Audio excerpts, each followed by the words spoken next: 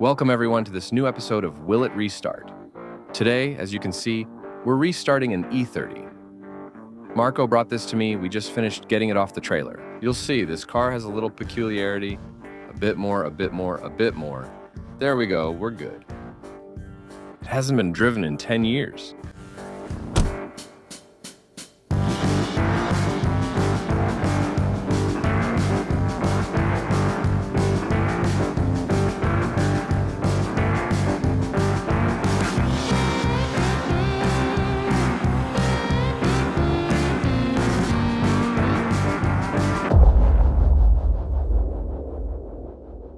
If you follow the YouTube channel, you know what this is. It's my Lexus IS 200 Turbo Wagon. And if you've seen the last video about this car, you know it's 99.8% finished. There's just one thing missing. An electric window switch, because the little button there on the driver's side was broken. And now I have another one. And if I'm telling you about this, it's to talk to you about the partner who made it possible for me to make the video you're watching right now. And I'm talking about Ovoco. It's very important, because if you also have old cars, just like me, we're trying to restart the one in the video, I think Ovoco will help you a bit. Because when you're looking for parts that are starting to get a little rare, like this one, I found it on Ovoco for 10 euros and 8 euros shipping. Ovoco, if you don't know what it is, it's the equivalent of a huge European parts marketplace that centralizes an incredible number of car bodies and contains several million parts. To find your part, it's very simple. You just have to go to the website. Enter your car's registration number or its make and model. Then search the desired category for the part you need. The benefit is you get the exact part shown in the photo, not a generic image. If you ever make a mistake, you always have the option to return the part you bought for free. It arrives pretty quickly too. The shipping costs are very reasonable. I know some people complain about shipping costs, so here's a promo code for a shipping discount.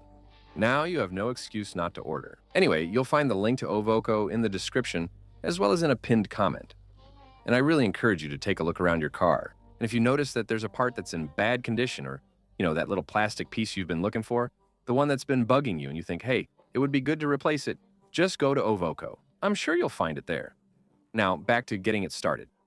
Introduce this car to me. Tell me a bit about its story. So, for those who don't know the series, just a quick aside, we're here with Marc-Antoine, who actually inherited several cars that had been abandoned since, let's say, the 80s, about 80 cars abandoned, because they haven't been started up, maintained, or anything like that for quite a while. And so we set ourselves the challenge of restarting them, trying to get them running again in the simplest way possible, so that if one day you find yourself in the same situation at home, you can do the same thing. But we're not professionals, far from it. It's not our job. It's not our job. So, tell me the story of this little E30. So it's a BMW and E30 3000S. This one is from 1990.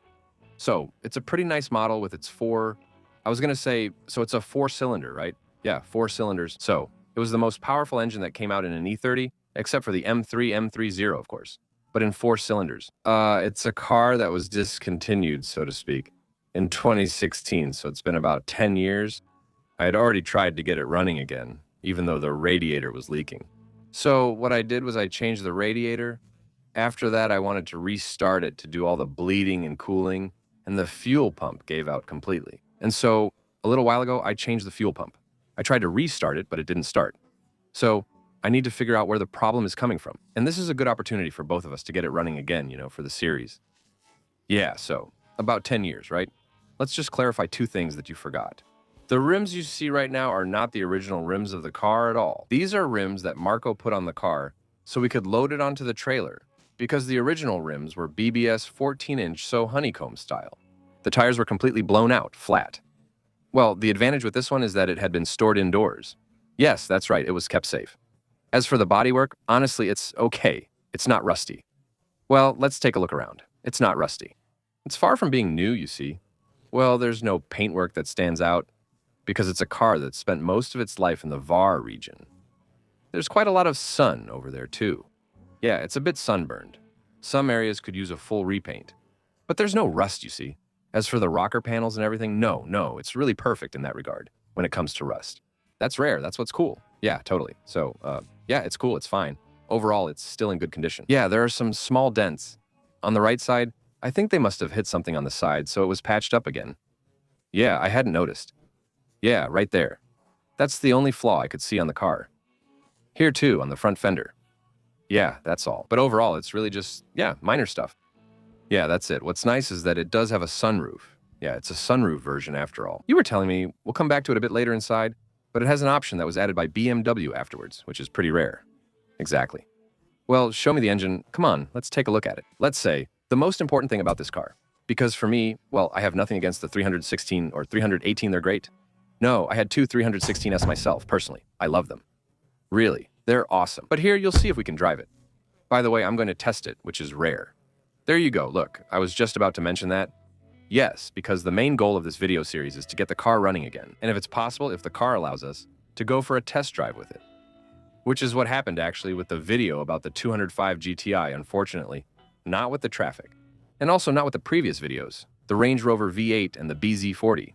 But on the other hand, this one is a BMW. I'm betting everything on the fact that we'll be able to take it for a spin.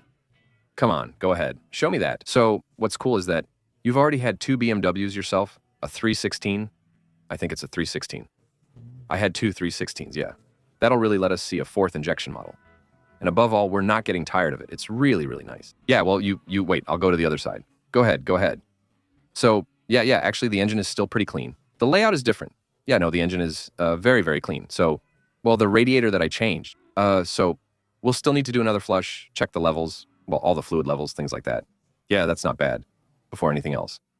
But no, as for the mechanical part, it's very, very clean. I did clean it up a bit, actually, because all the foam that was on the hood, that's why the engine is clean, had really fallen apart. And to work properly on the engine, well, actually, I used a pressure washer and cleaned everything. But, okay, I get it. All right, yeah, so you took away the pleasure of cleaning the BMW from me. You still can, because there are still quite a few little bits of junk here and there, you see, on the right and left. So it'll need a blow with the air gun over all of that. It will. I'm the one who ordered the parts. I'll review the description since you may have missed some things. We'll do the engine oil change, spark plugs, and replace the valve cover gasket.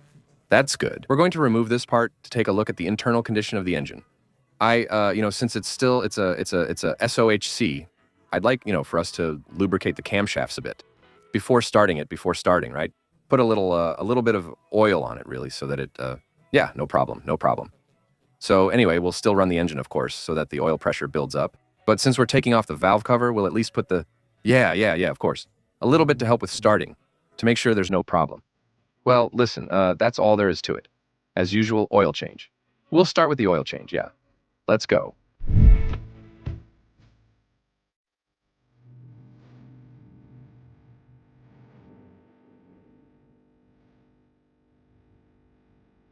It started leaking already. Yeah, I don't know. There's water on it. No, that's oil. There's oil. Yeah. But it leaked. There must be something. There's something there. Look. That's recent. It just happened to us. Did you open something or look? The creamery, main. Yeah, the leaking main. Not sure if they'll teach us. Oh, wow. No, look, it just dripped right there. No, yes. Look at the steering rack. See how it's all blown out. I have a drop. Hop. There. So it's not 14, it's not 15, it's not 16. It's 17. I think it's between 14 and 17. Good estimate. Not bad. Let's go. That's the bouchon. There we go. But you could say that the oil from, the bouchon, it wasn't tightened, huh? Yeah, I didn't force it, The AC steering oil, though, it's nice, huh? There we go. Yeah, really black. Very, very black. All right, what should we put in for you? This is good. I remembered to bring 4 candles. I have 205 in the basket and nearly 1 left. A cap and a new gasket. At least this way we won't have any trouble. Yeah, that's better like this. The oil filter, well, we can do it later. Maybe we should even do it now, the oil filter, right? Actually, yeah. At least it's done. What do we need? You already loosened it for me, and I loosened it for you. The filler cap's open, so it flows better. Nice job. It's still pretty accessible. Yeah, that's cool. I usually use a 12. It's not a 12. That's not a 12. This is insane. We're always between 2 sizes. But it can't be 13. 13 is common on European cars. But yeah, it's 13. See, I think I'm too used to Japanese ones where it's 12, 14. It's fine. It's not like the orange range that's all jammed up. Well, no, that's not possible, yeah. You see, the car, it was kept sheltered, and it's still so much nicer to work on it like that, but That's for sure, yeah. Wow, it's running down. Am I dreaming or did it just run down the side? Yeah, it did. Damn, I brought some brake cleaner, so it wasn't for nothing. Why did it run down the side like that? The thing was full. Well, yeah, I didn't think about cleaning it up again. Sure, I did use a wrench just in case, but maybe that's not what made it spill so much.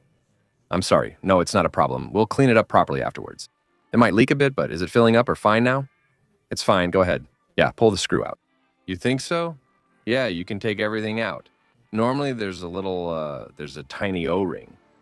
Yeah, I planned for them. Okay. Well, it got a little brown, but it's okay. So now we're going to change all the seals in this mess.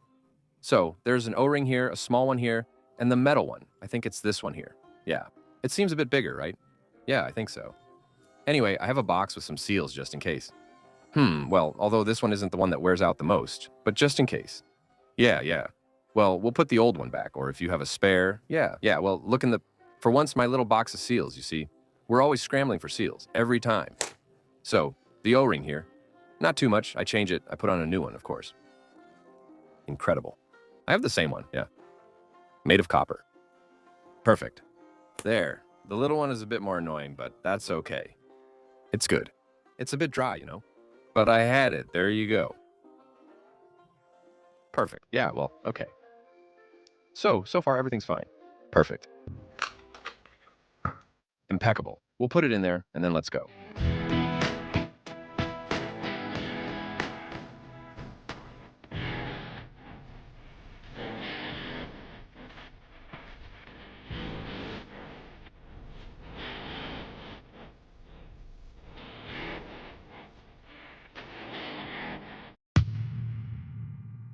It's the first thing you think of, the gasket. Did you see that? Besides the gasket, the cap, I already considered it. For a moment, I thought it was the wrong one. He wasn't coming. At least it's not a mess, just returning to the wall. For 2 seconds, the thread wouldn't catch. Oil was dripping, and I thought, no, now I have to put my fingers in it. But laugh. It might be the first time. We'll only have the right parts, huh? Damn, that's for sure. It's going to go well. That's it. On the 205 gearbox, it worked, but we still had to go buy new spark plugs. Go ahead, some UV. I was stuck. All right, that's good. Everything is nice and tight. Perfect. Yeah. Okay, the oil change is done. That's done. Now, we're going to move on to the top of the engine. And now, so we're going to remove... Go ahead, you were explaining to me. You want to remove the little screws on the side? What's that for? So first, we're going to remove this little plate. Which one? Yes, the spark plugs are behind it. Okay. Identify the 2 screws securing the heat shield plate, which protects the ignition cable kit. Disconnect the screws from the rivets all around. Remove the valve cover. Got it. It looks pretty tricky. Well, go ahead. I'll let you do that then. Come on, a quick round. There we go. Okay, so by the way, what's cool is this little tool. Look, it can remove, at BMW, it's for removing your spark plug wires. There, I'll put this here. And not do like the Corolla that had... Wait. Go ahead, show me. There, on the side. Wait. There, go ahead, yeah. And you pull it. No way, that's awesome. Yeah, that's not bad. It's risky, it's cool. I'm not gonna lie, I really like the 4-cylinder 318 TS because I think mechanically they're easy. In terms of reliability, they're okay. Yeah. Well, I don't know, they've got a bit of punch, they're nice, they're easy to work on. You know, like the computer case on an M50, for example. It's a complete pain, so yeah, it's a bit more of a hassle. You went back there in the... And yeah, whereas here, well, you know, yeah. Everything is accessible, you know.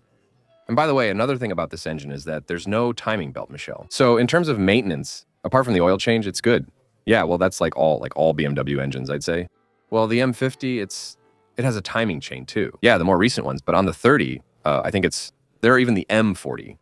And the M10, it's the M42, like that, which were in, yeah, from that generation. That switched to chain, yeah. Well, let's go, huh? What are we doing now? Aren't we taking out the spark plugs now, or are we taking them out now? I think we take them out now, right? Let's do that. I put the little dish there for you, in case you want to put your screws in it. And I'll give you the amazing tool, so you can, let's try this, okay? Unscrew all of that, yeah. You'll see, it's pretty good. You're going to remove the hose. Yeah, just a little bit, just in case. There you go. There you go.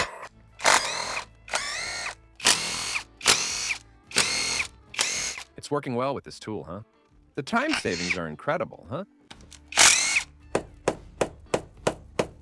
There you go. Here we go. The screw. You dropped a screw. There it is, perfect. Go slowly.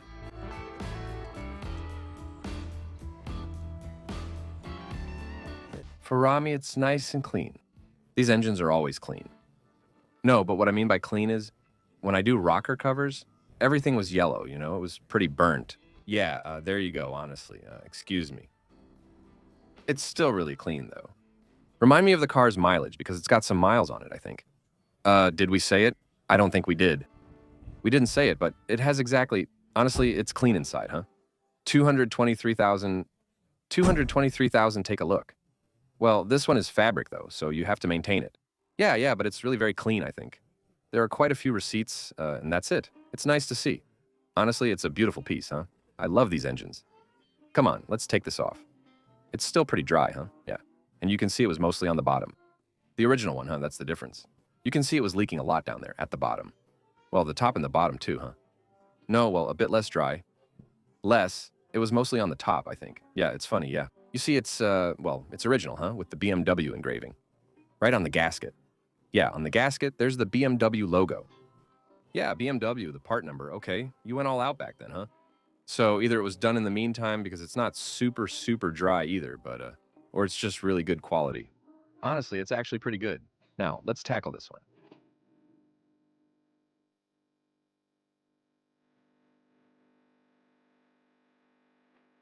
The seals, on the other hand, are going to be a pleasure to change, huh? I don't know if you've ever done it on this, but you have to get past the kind of little lip that's on the screw, yeah. And that's a real pleasure, huh? You really enjoy it. It's annoying. That's annoying. Well, I took the opportunity to clean up the rocker cover a bit, where it was all black and leaking everywhere. And now, Marco, he's finishing removing all the little seals around the screws. Sure, it's indoors for the kids now, so it won't change. I already did that on the M3 and M336. But it's a nightmare, and it was annoying. Actually, at the end, you don't have any fingers left. Yeah, that's it. You have to go over that lip on the screw. It's a nightmare. Do you think it looks greasy? I thought so too, but I'm worried our fingers will slip. It's a nightmare. I'll put down the camera and help you. We've already done one, so that's good.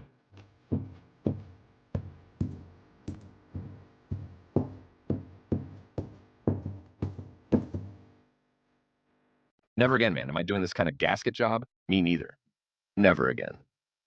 I totally messed up my fingers with this, man. My thumbs, it's awful. Yeah, no, it's hell. And then you realize you put them all on backwards. Or you forgot the little washer. Yeah, it's the little washer, you're happy.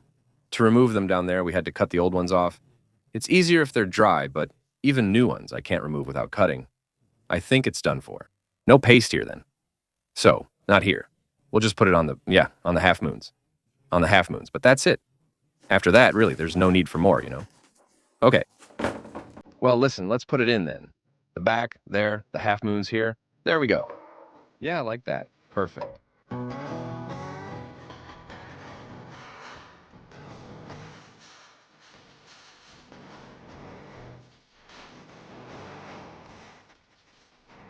We cleaned the entire joint surface so we can start fresh. And, wait, before starting it, didn't you want to put a bit of oil, on the camshafts, you told me?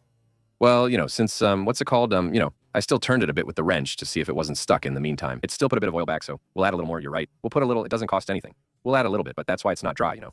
Because, turning it a bit with the wrench lubricated it a little. Marco just showed me that the gasket actually engraved the message. I don't know, we'll see. Last time, yeah, it's crazy, huh? It's insane.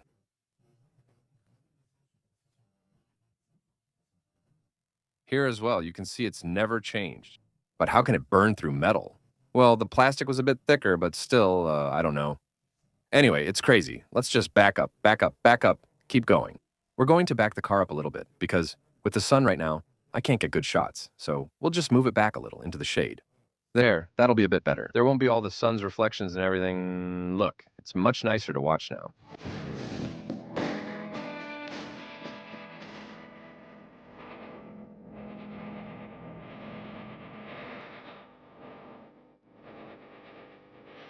All right, valve cover.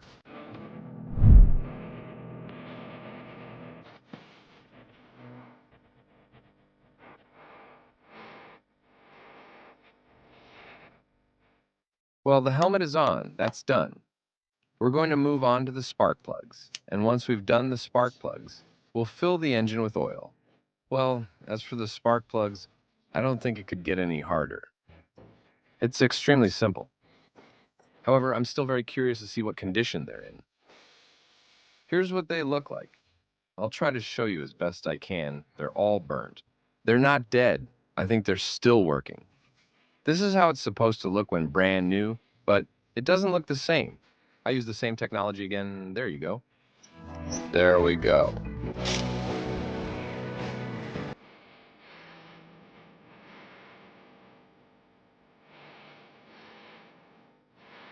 A guard layer, the black cover, it's here. Here.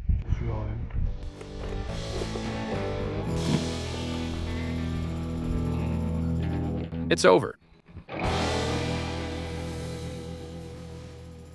Engine section, we're okay. Spark plug, okay. Spark plug wire is back in place. Valve cover, okay. We're going to fill the engine with oil. The oil filter, yes, we did that. Can you take care of the air filter? Yeah, air filter, yeah. Well, do the air filter. Meanwhile, I'll add the oil. I want to tell you after that, from here on, yeah, check the level real quick. Yes, after that, we'll check all the levels. Yeah, we'll go through all the levels nice and easy. That's how it is, but yeah, we won't leave anything out.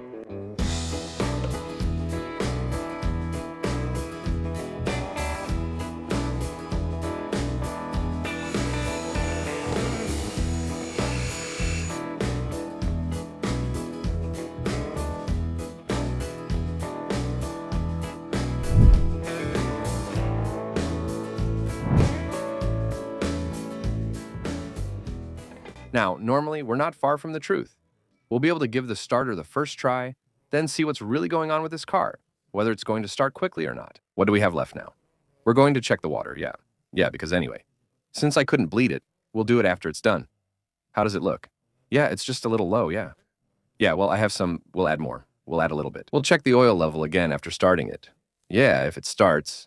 You're too confident. I've always trusted these BMWs. Well, perfect. Look at the 21. Honestly, it's still fuel injection, even at the end. It's still easy. Look at the 205. Same thing. Honestly, it was fine. But with the traffic and open engine, I had more doubts. Doubt. Let's let it warm up a bit. Yes, yes. The battery you brought, the one you just put in, it's good, right? I charged it well before leaving, yeah. Well, I think we're going to do it, right.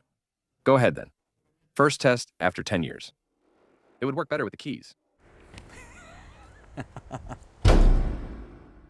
Come on, this time we're good.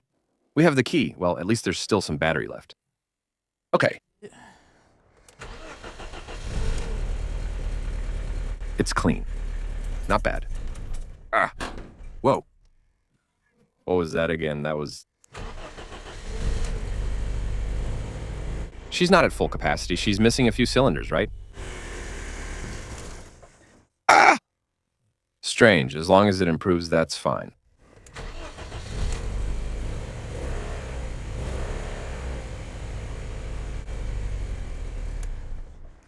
Yeah, we'll check a bit, because right now we'll check a bit. Yeah, I think what I'll do is I'll spray some cleaner on the airflow meter connector, because since it's been a long time since it ran, sometimes there's a bit of, yeah, not clogged, but yeah. It was already pretty blocked, so yeah, you've got a bit of oxidation, you see. Sometimes brake cleaner works, like contact cleaner. We use it for a reason, but you still need to let it dry. We let it dry a bit, and it works about as well as contact cleaner. That might not be the issue, but I know there were some issues. Then there were the flaps and valves that squeaked a bit. Okay, so we'll see. Anyway, if it doesn't work, we'll take apart the airflow meter, we'll check the flap to see if it's still in good shape. Okay, go ahead. I hope that's all it is. It's already looking pretty promising. Yeah, it wasn't running very well before. Since it smelled strongly, I think it's more likely a basic airflow meter problem. And the fact that it wasn't running on all its cylinders. I told you, it's an immortal BMW, so it should be fine. Well, go ahead, try again. Come on, let's try again.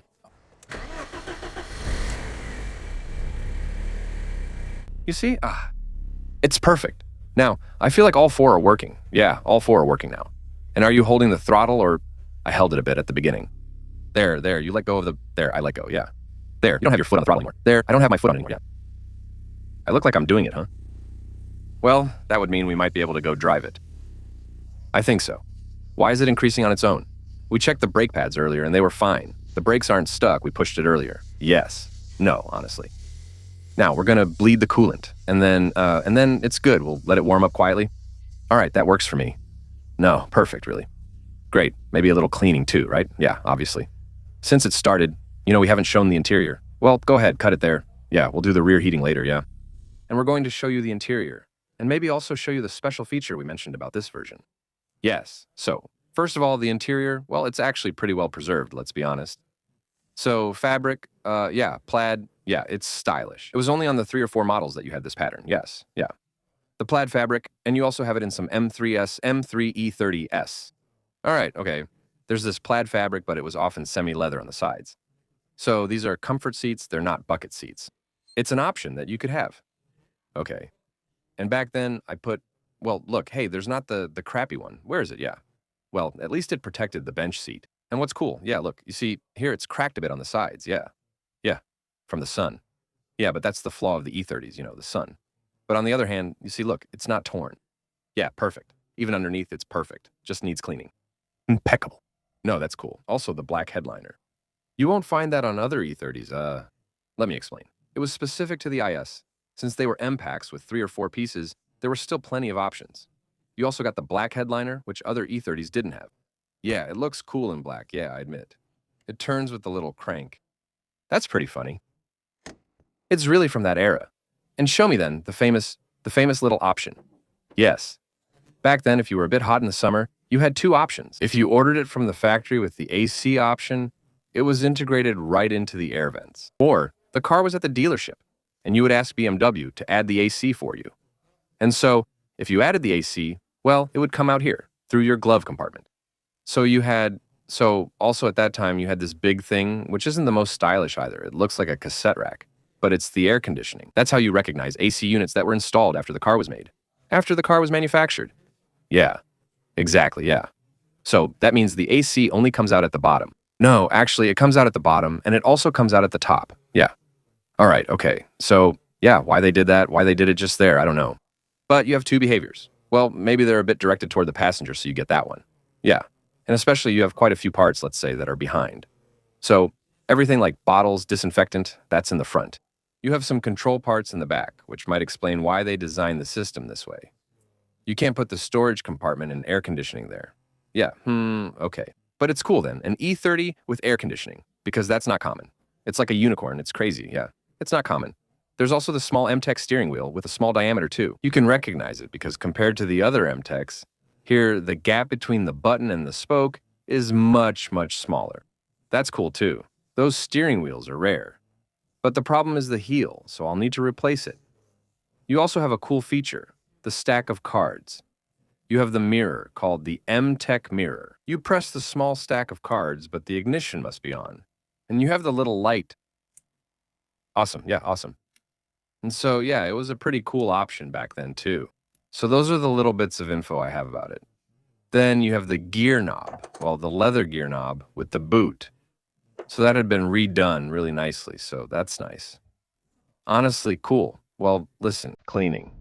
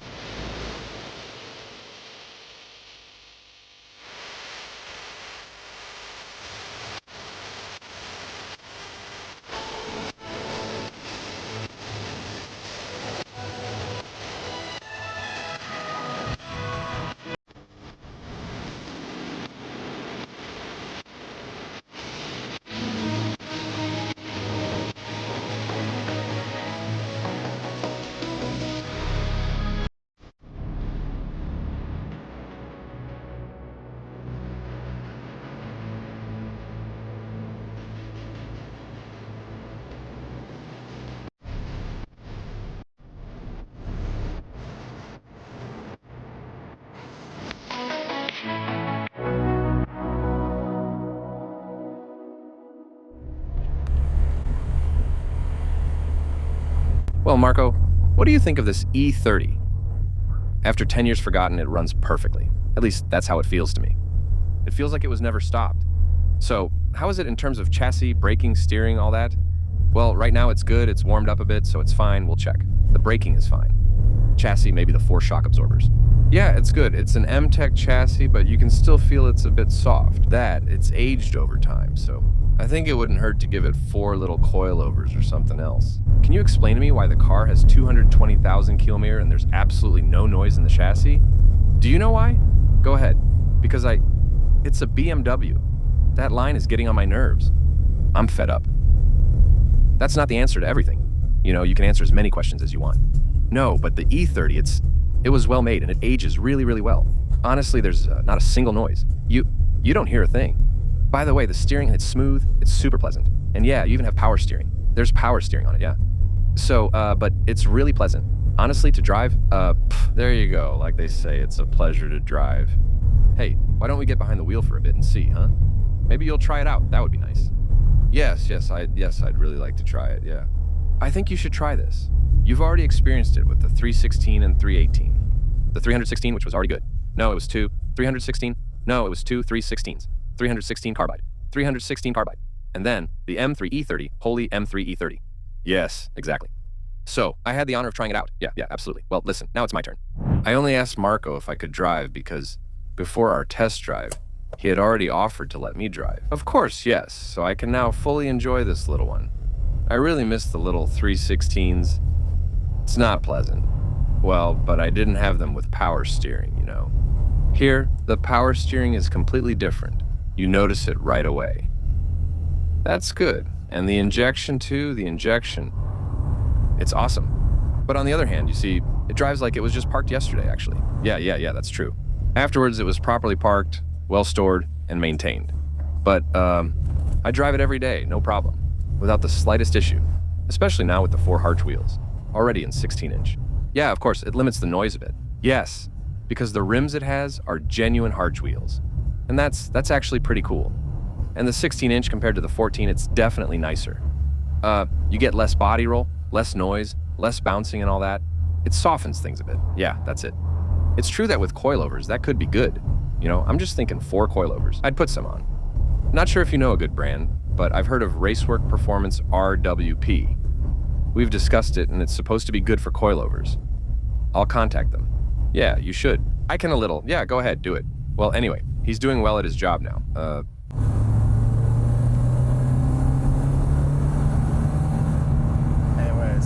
It's going well. Well, you see 4 coilovers. Yeah, that's what I was gonna say. I'm not gonna go over 80 because it floats a bit. That's not very reassuring. Yeah, and it's not as bad as an original chassis, because with the M-Tech chassis, it's a bit better. But it's an M-Tech with maybe 220,000, though I don't think so. Still, it's not. Awesome. It's not a big deal, it's cool. Yeah, no, I like it.